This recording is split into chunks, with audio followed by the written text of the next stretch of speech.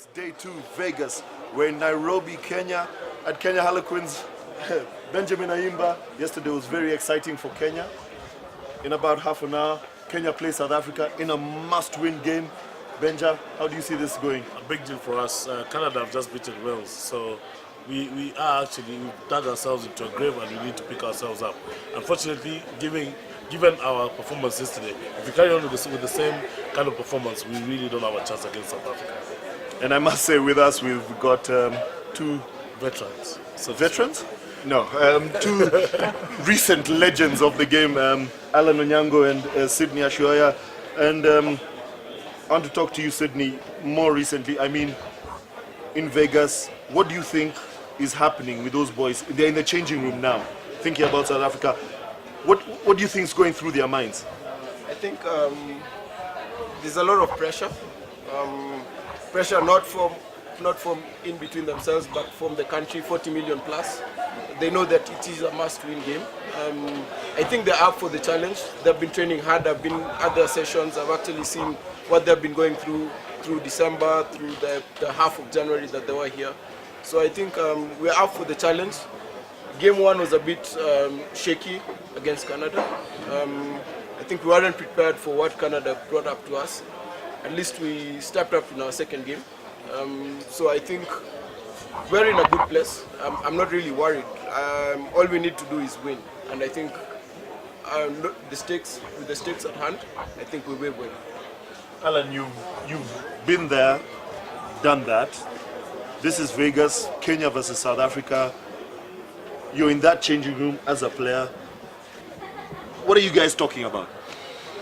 Well, in the changing room at about this time, it's more about focusing.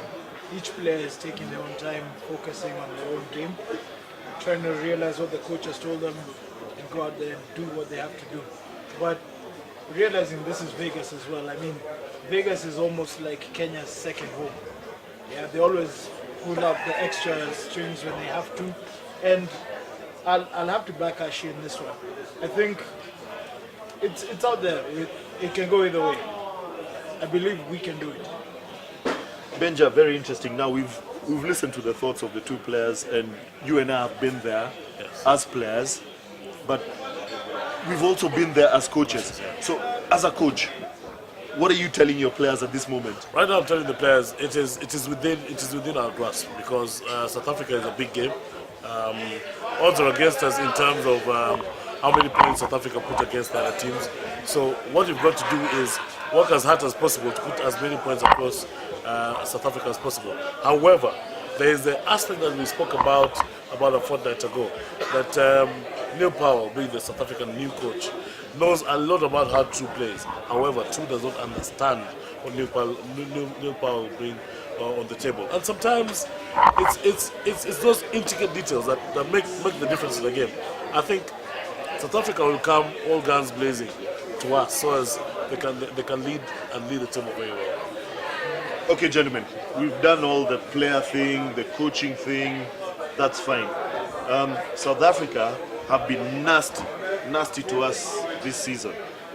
How do you think, small pitch at Vegas, with the team that we have out there, Sydney, let's get some inside info. You've been with the team as recently as 2-3, last season or whatever it is, and True has a team here. Sydney, tell us, how do you beat South Africa in 30 minutes time? I think what True went into with Vegas when he chose his squad, he chose a very physical squad.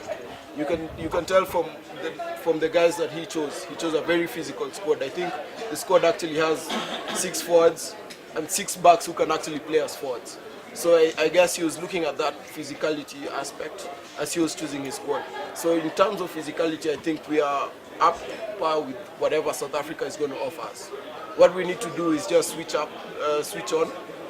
just do what we like doing as Kenyans. Kenyans actually play well under pressure.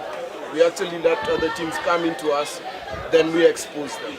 So what I think the coach would ask for and what the players want to do is that we want to start from the beginning. That's something that we haven't seen at Vegas this year. And Sydney, I'll put you, I want to get back to you and I'll put you under pressure. the biggest contention when True picked this team, the biggest, the question everyone asked was about the halfback position. There were no halfbacks on this team. Natural halfback. And yeah, no natural halfbacks. Yeah. Sydney, you're a halfback, and who do you see? I mean, people. Yes, there's Collins to play this role, but do you think that Collins can win us games from that position? It depends on the kind of game that we're playing. We're actually playing a South African kind of game, where we want to go back to the short side all the time. Collins gives us that unpredictability. He can actually carry the ball as a halfback. That's what we really want, and I think that's what True wants to play with. So I think that we're on the right track. I think that this is going to be a very unpredictable game. Not to say that we are actually on the back foot going into the game, but I think that the boys, with the right focus, with the right mental frame, they will do fine. I want to be optimistic, Charlie. I want to be very, very optimistic and listen to what Sydney is saying. And be very focused about going into the next game. I know there's situations where Collins is the king around the base, and that is not questionable. However, he does not have people to back him up from then on, especially when you don't start Humphrey and Billy. And we saw yesterday when we started Humphrey, when we brought in Humphrey and Billy in the first game, they made a huge difference. We started them in the second game, we saw the difference. This would be a game that will be determined by where and how Humphrey and Billy get in. It's no question that Collins can do the job. However, it is just a lot more difficult now because you have to do the job and you have to do it very well. Okay. Real quick, Benja. We've got the squad that True has picked. There's a lot of controversy around it, whatever it is. Who's your starting seven? Who should be starting seven in the next 20 minutes? Humphrey Kayange, Horace Otieno, Oscar Uma, Collins Injera, Biko Adema, Billy Odhiambo, and Mbachi Atwe. Okay, fantastic. No problem. Benja picks a side like that. When I look as a coach on the other side and I don't see Collins, I don't see the finest winger in World Sevens rugby on the wing. Can I just sit back and say, you know what, this game could be easy? No, you can't, because Collins is a quality player. It doesn't matter where you're playing on the pitch. I mean, quality player is always a quality player. So, and I have to agree with Ashu, like, the only question we have to ask ourselves here today is, are we going to beat the South Africans at the South African game?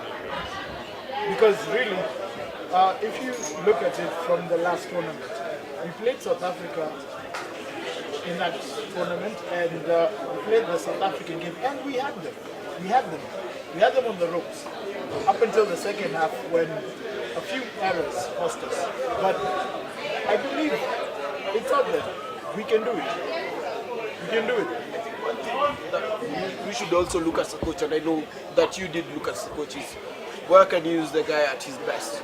Then now you have situations where you actually have Collins against halfbacks, you actually have Collins against forwards. That's what I think you would actually do, and I think that's what rugby is about, creating the mismatches. I think that's the advantage we have at midfield. Once we have Collins there and he's attacking Frankie Horn, because Frankie Horn stands third from the corner. So if you have Collins attacking Frankie Horn once or twice, we should be able to have that break. However, it is also important that whoever we start with Collins, once he beats Frankie Horn, we should be able to have Oscar, Humphrey running off him, and if for the very worst, if not Torres, but Batiste at least. Benja, I mean,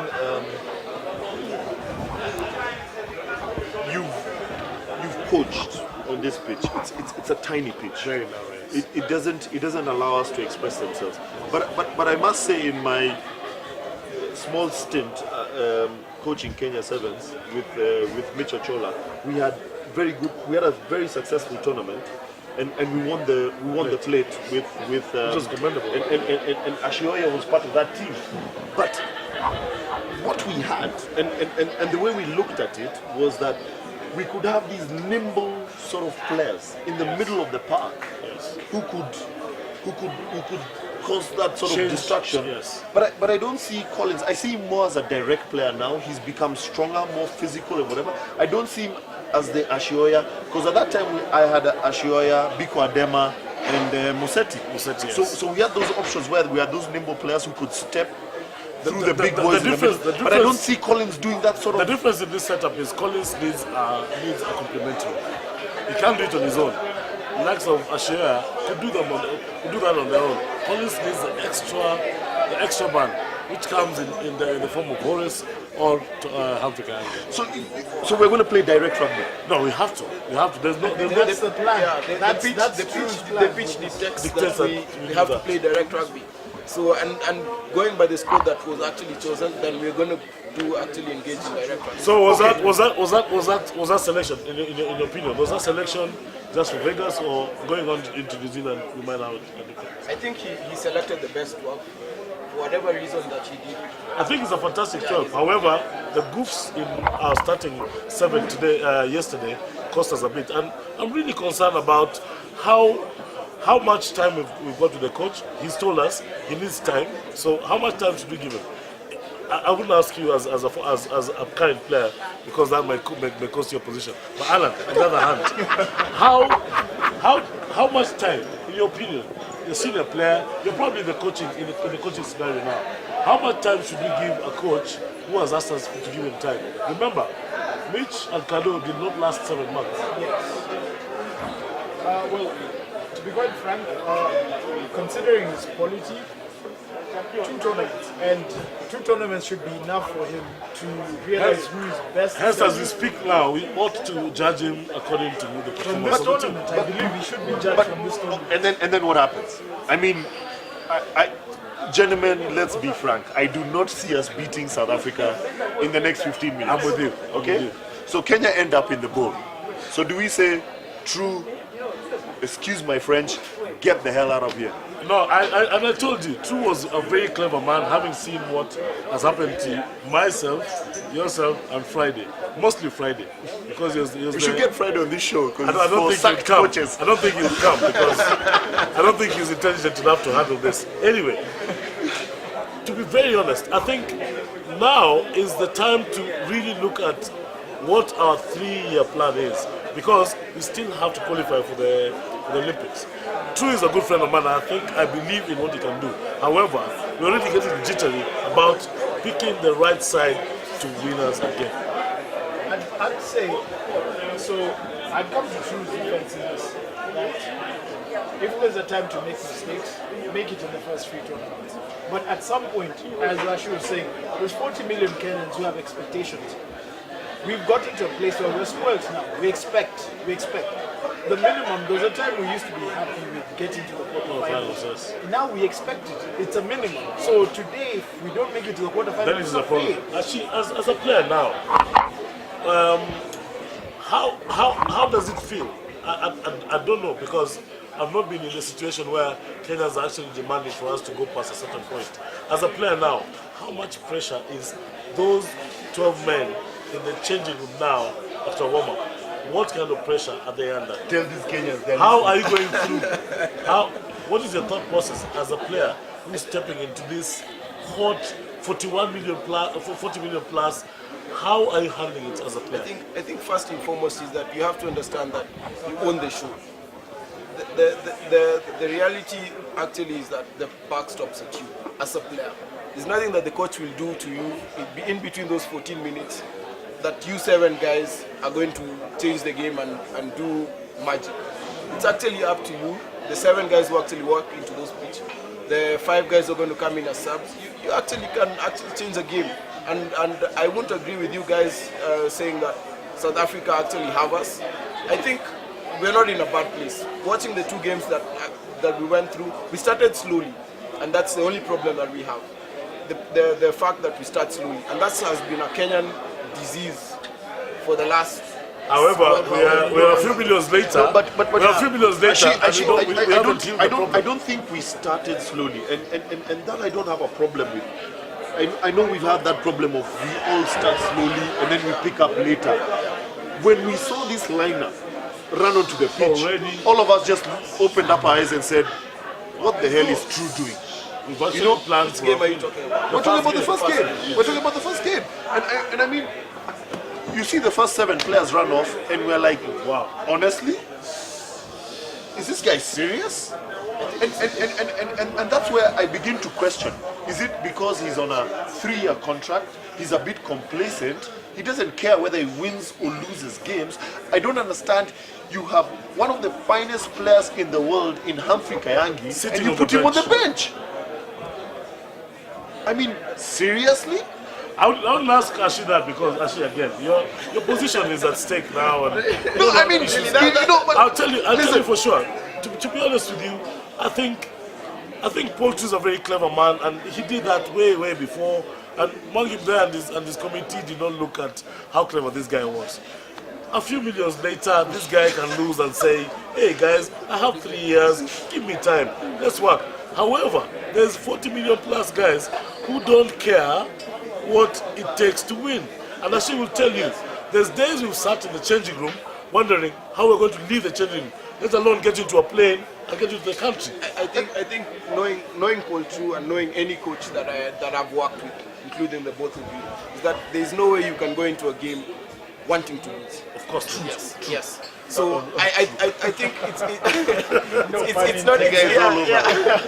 it's not his fault really, and I'll disagree with you guys that once you take 12 guys from Kenya, when you had a pool of about 20 guys or you had a pool of about 24 guys, it means that you believe in each and every of those. Which we also believed in. So it means that any one of them can actually take the pitch at any given time. If you listen, What doesn't know his combination? no, he probably does. No, and get me right. And I kept telling Charles that he is definitely picking the best 12 that we can leave the country with on that day. But Benjamin, however, the combinations, it is so gaping when Humphrey Kayangi is seated on a bench while, I'll be honest with you, that is my guy.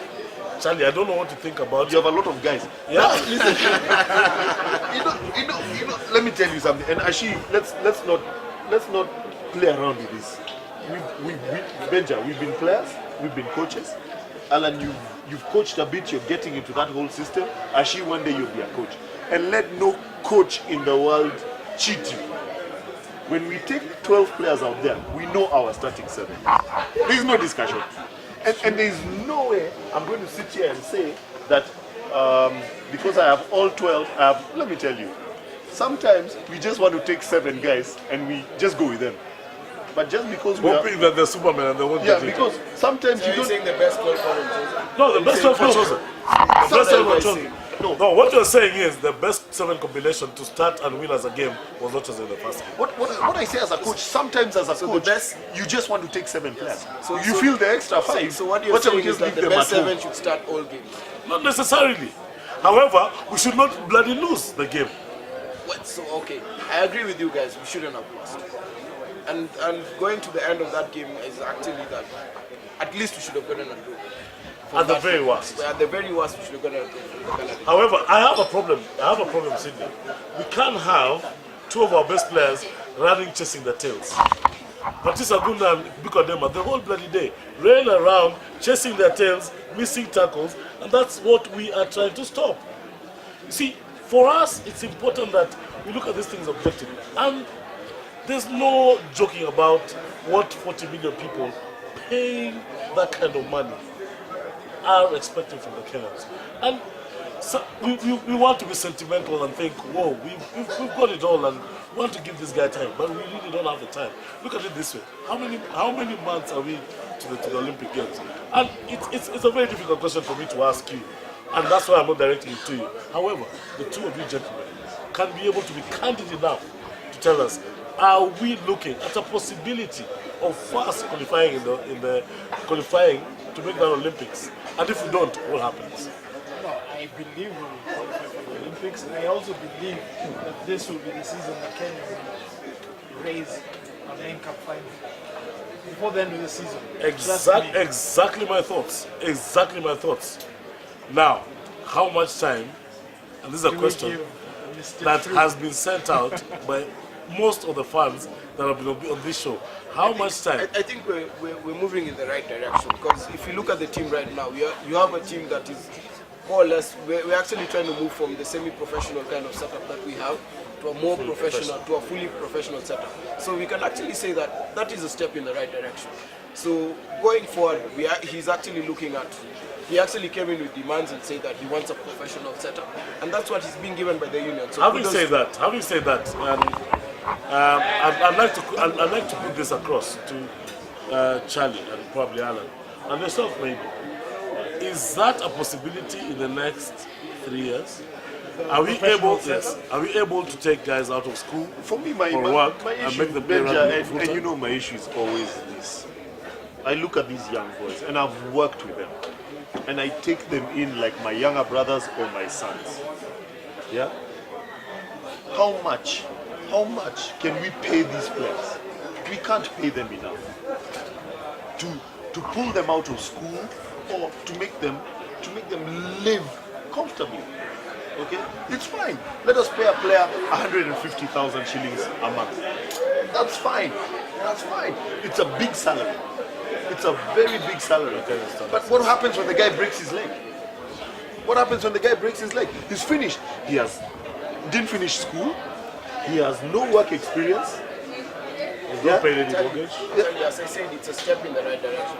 You did say that it was perfect, but it's actually a step by the union in the right direction. Like, they're actually looking at compensating the players what they think is enough for them to actually leave whatever they're actually doing, like their jobs and the schools. And that's the first step. For me, it's very easy for Sydney to say it's the right step because he's got his first degree and his master's. However, this is a guy who's left school, who's got the same ambitions to become another Sydney. Is it possible for that guy to leave and say, I'm going to dedicate my 5 years into rugby? Is it possible? And that's the sort of thing, if Wangi was sitting here, and that's what I was asking you the other day, if Wangi was sitting here, I would ask Wangi, honestly, would you put your son in the Kenya 7 setup? You know what I honestly think his answer would be? No. And why? Because it's crap. And he's putting other people's children into this whole thing, creating a facade that this thing, they can't live on it. It doesn't work. We have to start from somewhere. We won't get it perfect. We won't get it perfect at the first point, but we actually can start from somewhere and get to where we're going. We come from the days of when Benja was the one who was fighting for us to get any salary, any kind of allowance. When Benja used to pay, you actually used to pay to go on tour. You actually used to pay to go on tour. Okay, what I agree, and I would love it. As I said, my dream was always to get my players paid for this game because they put in a lot. However, is that process being taken gradually enough for us to attain what we want to achieve? Is there another way that it can be done? I'm one of those Kenyans who expects a lot. I'm one of the people who expect us to get to the quarterfinals without. That should be a foregone conclusion. We should be talking about, are we getting to the main cup, the main cup final or the semis? That's what I think about. But we have to think about where we've come from in this short period of time. I think maybe we jumped from where we were crawling to we ran a bit, and now we believe that we can run all the time. Yet when we look at it, like now the people who are competing with the Pandora's box, doing this, Charlie. And today, if Kenya is pulled out of the sponsorship of Kenya 7s, what happens to Kenya 7s? that's a hard question. Do you know why that is a big reality? It's because the CEO retires in another couple of months. Which CEO? Texas Nakuli lives in another couple of months. There's a new guy who might not believe in Kenya rugby as much as he does. And just moves the plan. What happens to Kenya 7s then? That's a question of rugby in general. I think, let's be quite frank here. And this comes back to the union. I think we undermine our product. This comes back to the product. We undermine rugby from club level all the way to the top, whereby we don't realize what we have.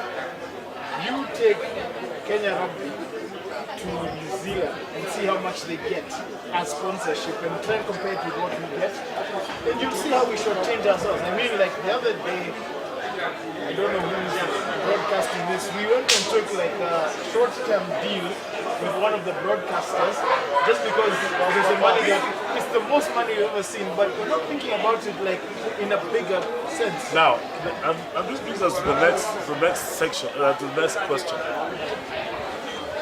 Is it that the guys who are running the rugby at the top do not really understand the game, the modern game as it is? I don't know, I heard recently that we've started employing professionals as opposed to people holding offices just I'm for happy. sake. I'm happy. So let's wait and see. I'm happy enough to employ professionals. However, Let's see if there's no professional who's done as many tours as yourself.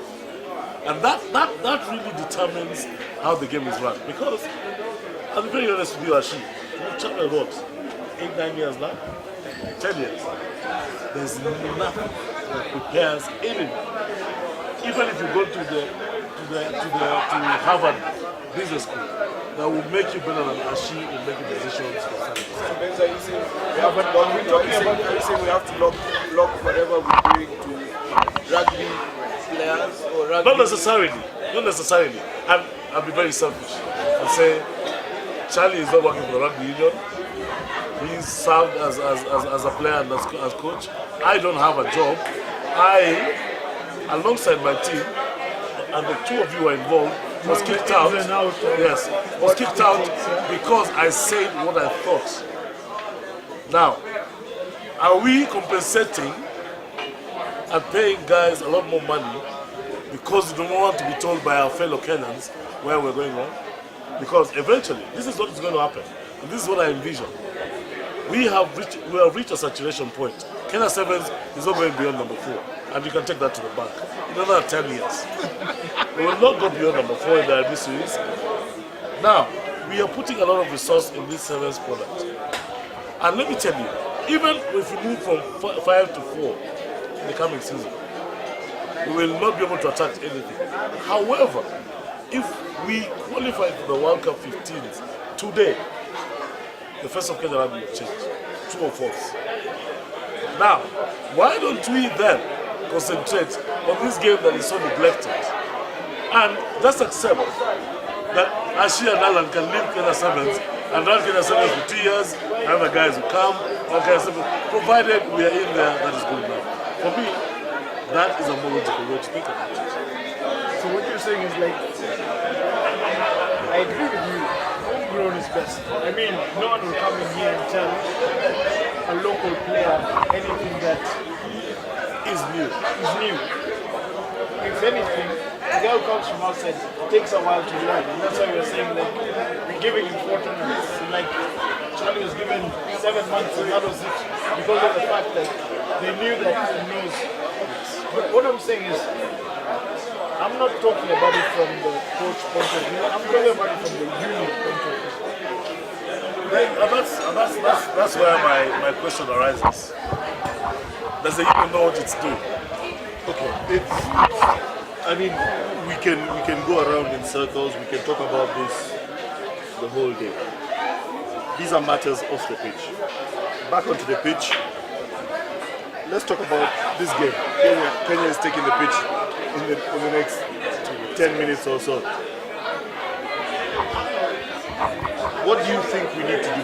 Sydney, you're coming out of that changing room. You've been there, done that.